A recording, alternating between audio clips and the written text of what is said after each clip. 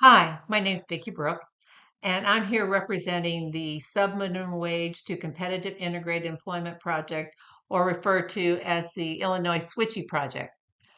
Um, so we're going to talk today about long-term supports and job retention when a young adult gets a job following graduation with the help of a supportive employment and a job coach. So what's going on there?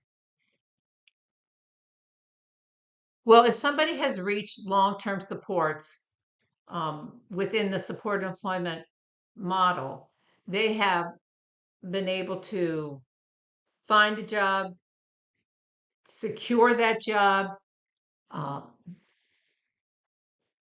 been able to learn the job, get stabilized on the job, and the employment specialist who may have been providing full-time support has now faded from that job site. They're still providing at least twice monthly contacts, going back and reassessing. Is the individual still stable on their job site? Are they still happy with their job? Is the employer still happy with their work production and their work quality? Has the employer added any new job duties? Um, because we all know if you're a good employee, what happens? You get more job duties. So if a new job duty has been added, we want to make sure that it's sequenced within the other job duties and they're still able to complete all of their work on time and with a high level of quality. So the employment specialist plays a very big role in ensuring that long-term support or that job retention role within that job site. So if you reach long-term supports, yay, things are going well. Your former student who what may have been a great student in the school system has now joined the workforce. Maybe you never thought this was going to happen. So it is an exciting new phase for the individual and the families, both. The big change for families is signaling the end of work, and that the real shift has occurred and they're beginning the adult world or the business world. So you've already probably faced transportation, whether it was an issue, whether they're riding the uh, uh, the bus within the in the business community, maybe they're ride sharing, whatever it is, those transportation options have already been worked out. And now there's lots of conversations about making sure that you're considering the business policies before the family makes decisions. In the past, it hasn't been a big issue. If you wanted to make a change within your family, you would just let the school know about it. It's not going to be that way within the business community. Here's a couple examples. So with a school practice, mom calls the teacher or principal anytime during the day, and she gets a call back and she gets her problem addressed.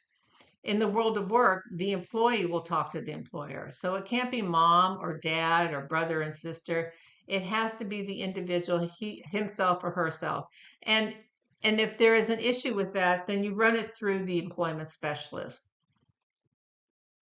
Generally speaking, with the school practices, mom arranges medical visits, dental visits, whatever's needed for the individual, and they just let the school know that uh, we need to get out of school on Tuesday afternoon. In the world of work, medical visits are hopefully scheduled on days off.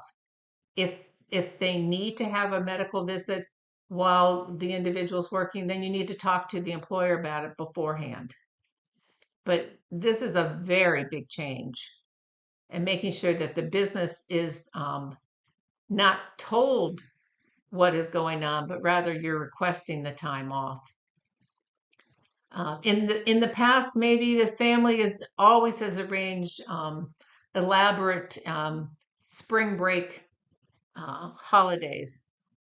With the world of work, the employee is going to have to discuss holiday breaks with the employer before the family makes plans and reservations. So there's this whole new consideration, this whole new um, layer, this level that has to be discussed and talked about before moving forward with any kind of um, any kind of activity that's going to draw the individual away from their job. So, in order to have successful long-term supports and job retention, it's going to be important for family members to develop an open communication style with the employment specialist. How do they want to communicate? Is it by email? Is it by text messaging? What's important to them? Remember, it's your family member's job. They need to be in control, not you. It's their job and they need to have control. And again, if there are issues that come up, just simply call the employment specialist and let them decide how's the best way to approach a situation. And finally, things do occur on the job site.